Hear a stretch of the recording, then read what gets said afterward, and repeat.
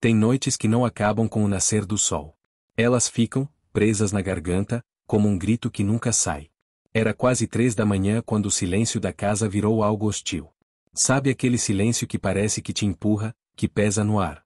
Eu estava ali, sentado no escuro da sala, com o coração acelerado e a mente girando em círculos. Não por medo. Por desconfiança. A chave girou na fechadura com lentidão.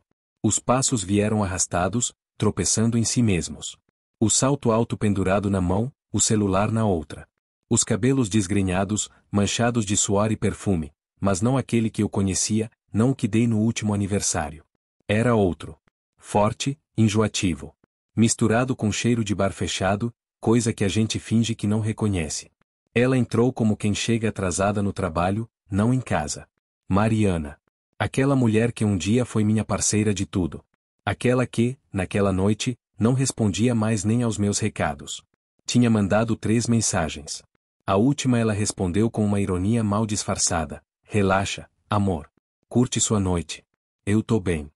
Depois disso, sumiu. Como se eu não merecesse nem boa noite. Mas ela não entrou em silêncio. Ria. Baixinho. Falava no celular como se estivesse em outro mundo, até a tela apagar assim que cruzou a porta da frente. E passou por mim. Literalmente. Como se eu fosse uma estante, um abajur, algo que estivesse ali, mas não importasse. Aquilo doeu mais do que se ela tivesse me traído na minha frente. A indiferença dela era como um soco no estômago. Eu já não fazia parte do universo dela. E aí veio o cheiro. Não de bebida. Mas de outra presença. Outro corpo. Outra cama. E, ainda assim, ela andava pela casa como se fosse só mais uma quarta-feira qualquer. Foi só quando ela já estava quase no corredor que eu acendi a luz. Ela se assustou como se tivesse levado um tapa. Virou-se rápido, e naquele instante, naquele primeiro contato de olhos, tudo ficou claro. A verdade estava escancarada. Não nos gestos. No olhar. Ela sabia que eu sabia. Mas a culpa durou só alguns segundos.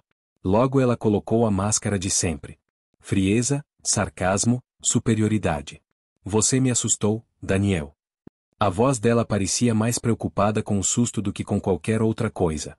Me levantei devagar. O peito ardia. A garganta seca. Você estava onde, Mariana? Ela piscou devagar, ajeitou o cabelo, e fingiu naturalidade. Com as meninas. Falei que ia sair com elas. Dei um passo para frente. Você disse que ia na casa da Paula. Aniversário dela. E que estaria de volta antes da meia-noite. Ela revirou os olhos. Aquele revirar de quem acha que tá lidando com um idiota. Ah, pelo amor de Deus, Daniel. A gente riu, bebeu, perdeu a hora. Eu só queria me divertir um pouco. Aquele só queria doeu. Como se eu nunca tivesse permitido alegria nenhuma. Mas eu tinha provas. E ela sabia disso. Tirei o celular do bolso. Paula postou um vídeo às 11 e pouco. Sozinha. Em casa. Já de pijama. Ela travou por um segundo. Um pequeno erro no sistema. Ela foi embora antes. Eu fiquei com a Carol depois. Outro vídeo. Outro clique. Carol postou uma foto à 1 da manhã. Também sozinha. Também em casa. Ela apertou os lábios, tentando manter a pose. Mas o muro começou a rachar. Você tá bisbilhotando rede social das minhas amigas agora? Que papelão. Tentou passar por mim. Bloqueei o caminho com o corpo. Eu vi as mensagens, Mariana. Ela parou. O tempo congelou por um instante. Que mensagens? Tirei o celular antigo dela, aquele que ficou esquecido no fundo da mochila de academia. O aparelho ainda estava sincronizado com o backup. Ela não fazia ideia disso. E então eu disse o nome. O Caio. Ela não respondeu. Não tentou negar. Não inventou desculpa. Ela só sorriu. E naquele sorriso, eu desmoronei. Não foi um sorriso feliz. Foi um sorriso de desprezo. Como se eu finalmente tivesse entendido o que todo mundo já sabia há muito tempo. E o pior? Eu não consegui gritar. Não consegui quebrar nada. O vazio dentro de mim era tão grande que não cabia mais raiva. Ela cruzou os braços, como se fosse uma reunião de negócios. E aí? Vai fazer escândalo agora? Me colocar pra fora? Baixei os olhos. Eu nem conseguia olhar pra ela. Faz quanto tempo? Ela bufou. Cansada. O que isso muda? Aquilo me rasgou por dentro.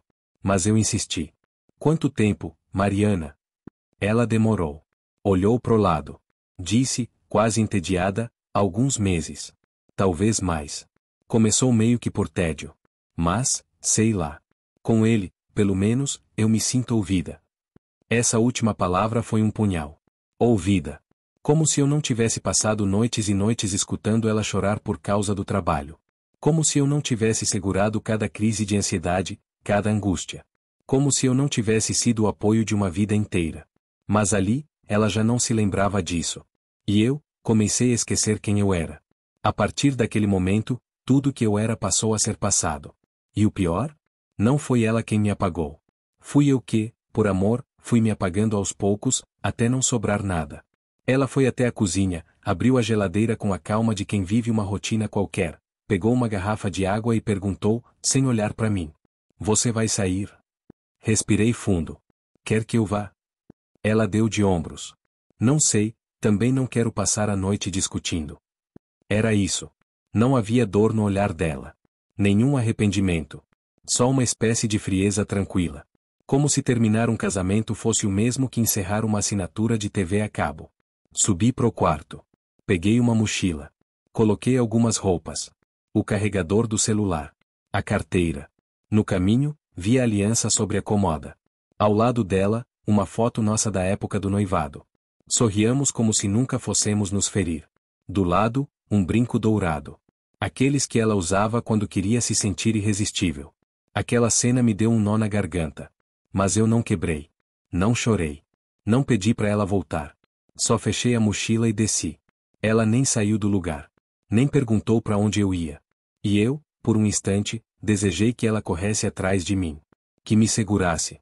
Que dissesse fica. Mas ela não fez nada disso. No carro, fiquei quase meia hora parado, na frente da nossa casa, com as mãos no volante, tentando entender como a mulher que eu amei tanto podia ser tão indiferente. O cheiro do perfume dela ainda estava no banco do passageiro. Aquele que antes me trazia conforto. Agora me embrulhava o estômago. Não tinha destino. Nenhum plano. Só um impulso, fugir. Peguei a estrada. Direção à casa do meu irmão, Gustavo, que morava a 40 minutos dali, numa cidadezinha da serra onde a vida parece andar mais devagar. Não avisei. Não liguei. Só fui. Quando ele abriu a porta, de chinelo e camiseta velha, o sono ainda no rosto, só conseguiu dizer: "Diego? Que houve?" Não consegui responder. Fiquei parado, com a mochila na mão, os olhos secos e o coração estourado por dentro. Foi só quando tentei falar que percebi, a voz não saía. Depois de segundos, consegui sussurrar: "Ela me traiu." E aí, eu desabei. Ali, no chão da sala do meu irmão. Meus joelhos cederam. Minha dignidade também. Mas não foi um choro barulhento. Foi um silêncio pesado, doído, daqueles que rasgam por dentro. Gustavo não disse nada. Sentou do meu lado. Me deu um copo de água. E ficou ali. Junto. Em silêncio. Foi a primeira vez, em muito tempo, que eu me senti acolhido. Horas depois, já deitado no sofá da sala dele, eu contei tudo. Como eu desconfiei, como ela chegou em casa, o cheiro, as mensagens, o nome dele. Caio. O mesmo nome que ainda ecoava na minha cabeça como se tivesse sido gravado com ferro quente. Gustavo ouviu tudo sem interromper. Quando eu terminei, ele só disse uma coisa: "Essa mulher nunca te mereceu." E, naquele momento, eu percebi que ele sempre soube. Talvez não dos detalhes, mas ele via. Via minha tristeza. Minha tentativa desesperada de salvar algo que ela já tinha abandonado faz tempo. Naquela noite, não dormi. Fiquei olhando pro teto, revivendo cada cena, cada palavra dela. "Você não me ouve. Você mudou. Com ele, eu me sinto viva." Frases que viraram fantasmas. Que vieram me assombrar enquanto o dia amanhecia. E foi ali que eu cometi um erro. Mexi no celular de novo. Aquele antigo. Aquele sincronizado com as mensagens. Eu sabia que não devia. Mas precisava entender até onde ela tinha ido. E o que eu vi, me esmagou. Mais mensagens. Mais fotos. E uma vídeo. Ela, sentada no colo dele, usando a blusa dele, rindo como uma adolescente. No fim, ela olha para a câmera, faz um gesto obsceno, e diz: "Manda um beijo pro seu corno." Eu travei. Foi como tomar um soco no estômago. Senti o sangue sumir do rosto. Quis jogar o celular na parede. Destruir aquilo. Mas não destruí. Porque naquele momento, eu entendi uma coisa. Se ela quis jogar sujo, tudo bem. Eu também sabia jogar. Só que, diferente dela, eu jogaria limpo. Com provas. Com calma. E com verdade. No dia seguinte, não voltei para casa. Nem respondi às mensagens dela. Nada. Silêncio absoluto. O mesmo silêncio que ela vinha me oferecendo há meses. E aí ficou claro. Ela não acreditava que eu partiria. Na cabeça dela, eu era aquele marido estático, previsível. O tipo que engole sapo, que perdoa, que aceita migalhas. Ela estava certa de que eu imploraria. Que iria implorar atenção, perdão, alguma explicação mágica que transformasse tudo em pesadelo. Mas não dessa vez. E então começaram os sinais de desespero. Às 10h14 da manhã, a primeira ligação. Não atendi. Depois, uma enxurrada de mensagens. Você tá onde? Vamos conversar, Daniel. Não faz drama. Somos adultos. Fiquei olhando para cada palavra com uma calma que eu não conhecia em mim. Era como se, de repente, eu estivesse observando a ruína do nosso casamento de cima. Como um sobrevivente olhando os escombros depois do incêndio. E foi esse texto, esse não faz drama, que me fez rir. Um riso amargo, meio irônico. Ela achava que era cinema. Como se eu estivesse interpretando o papel do marido ofendido, quando na verdade, quem tinha escrito e dirigido o roteiro dessa tragédia tinha sido ela mesma. Eu só estava vivendo o que ela plantou. Às 13h, as mensagens começaram a mudar de tom. Eu não queria te magoar. Não foi sério. Será que a gente não pode conversar com calma? Mas não havia arrependimento. Só medo. Medo de perder o controle. De me ver escapar pelas frestas da narrativa que ela tentou manter. Naquela noite, liguei para um advogado. Indicação de um colega do Gustavo. Um cara direto, tranquilo. E quando ele perguntou o que estava acontecendo, eu contei tudo. Sem filtro. Não escondi nada. Falei das mensagens, da traição, do vídeo. Até mesmo da forma como ela zombava de mim. Ele ouviu com atenção, depois fez a pergunta que mudou tudo. Você tem provas? Assenti. E enviei tudo. Prints, vídeos, áudios.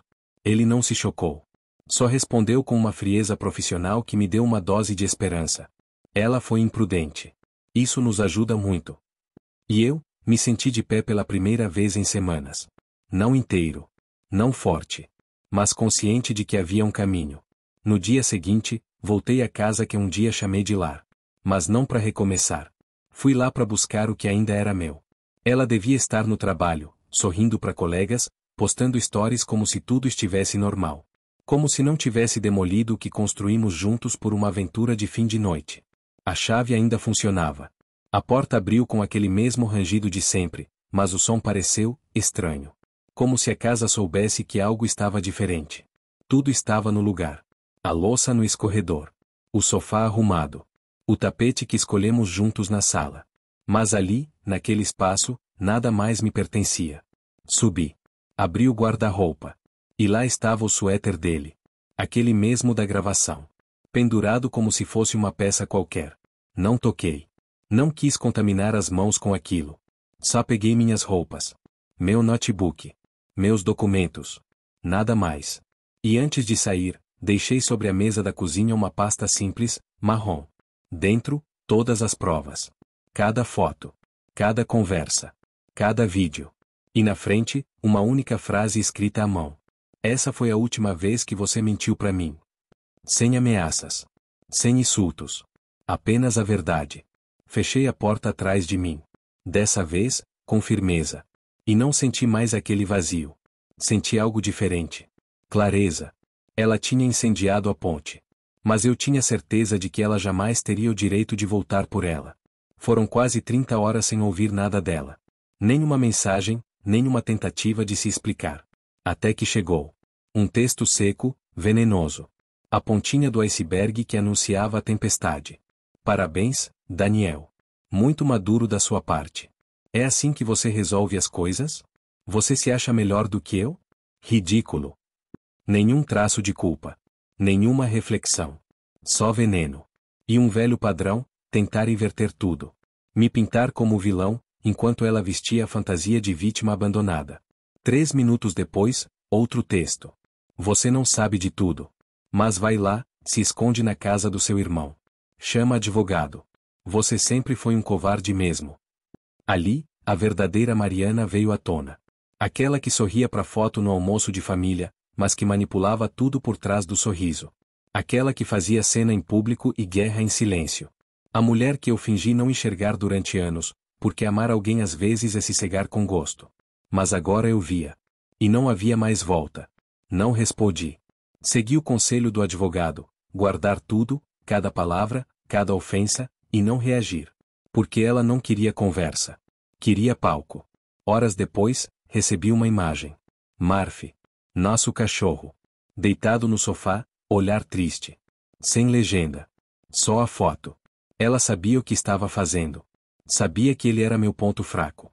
Meu parceiro de caminhada, de domingo preguiçoso, de noites em que o mundo pesava e só ele me olhava com olhos leais.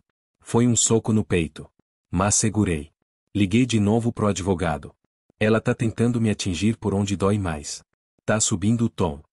Ele respondeu com firmeza, continue firme. Anote tudo. Não responda nada. E aí, no fim do dia, veio a surpresa. Uma notificação no Facebook. Mensagem de uma pessoa que eu não esperava ouvir tão cedo. Paula. Sim, aquela mesma amiga que Mariana disse ter visitado naquela noite. Nunca fomos próximos. Ela sempre me achou básico demais, eu acho. Mas, dessa vez, a mensagem tinha outro tom.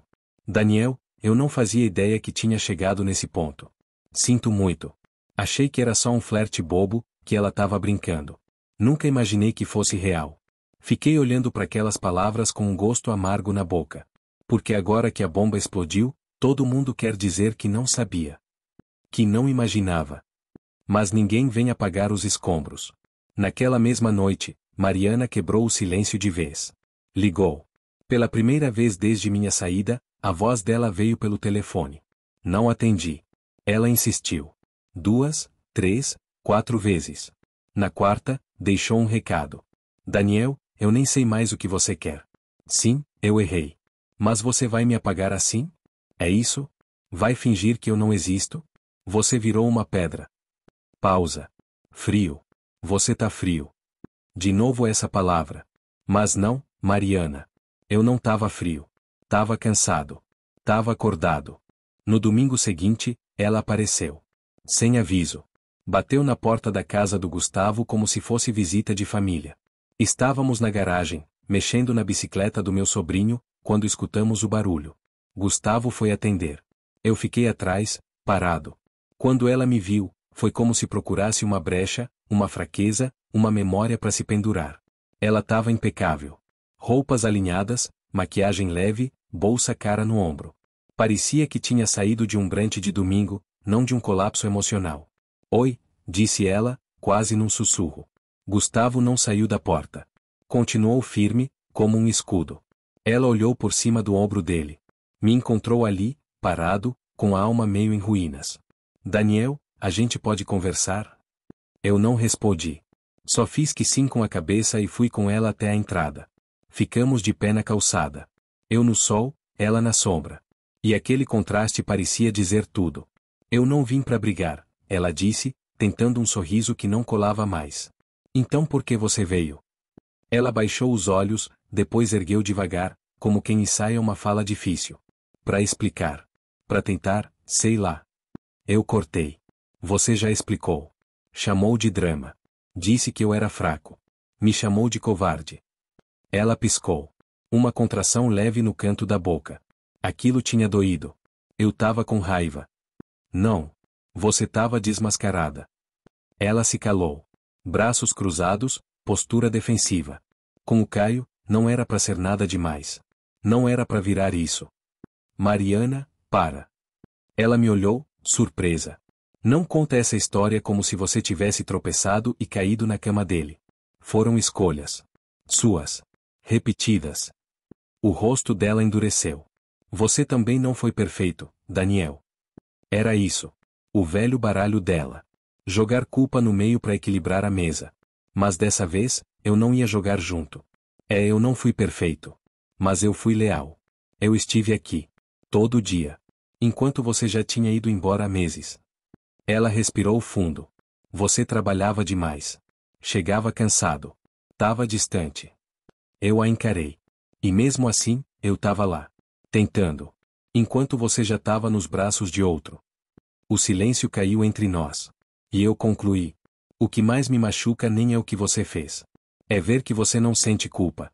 Só sente raiva porque não tem mais o controle. Ela não respondeu. Nem precisava. Ela ficou ali, parada, como se ainda procurasse dentro de si uma resposta que fizesse tudo parecer menos feio. Menos sujo.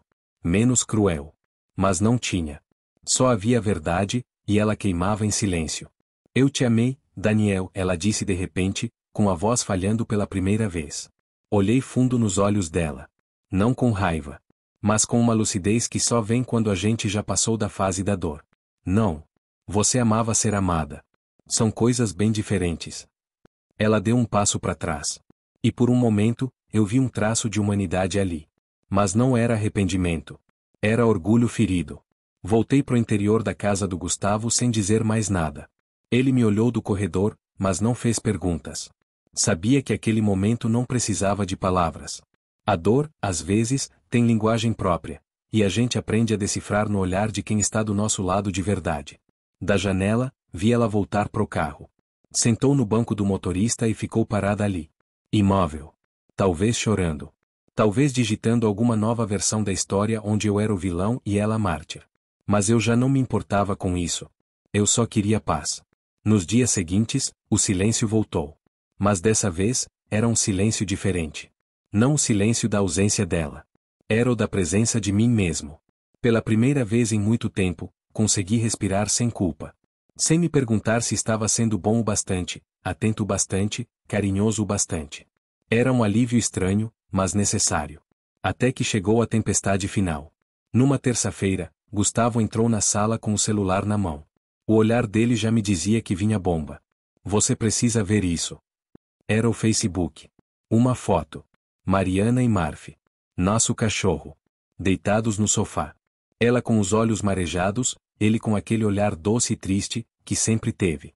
A legenda. Às vezes, quem você mais ama é quem te destrói em silêncio. Tentando ser forte por ele. E no final, um emoji de coração partido. Meu estômago virou. Os comentários vinham em cascata.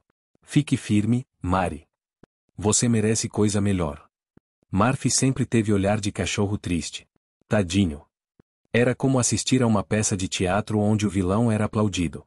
Eu não era mais o homem que passou 10 anos construindo uma vida com ela. Agora, era o monstro que a abandonou.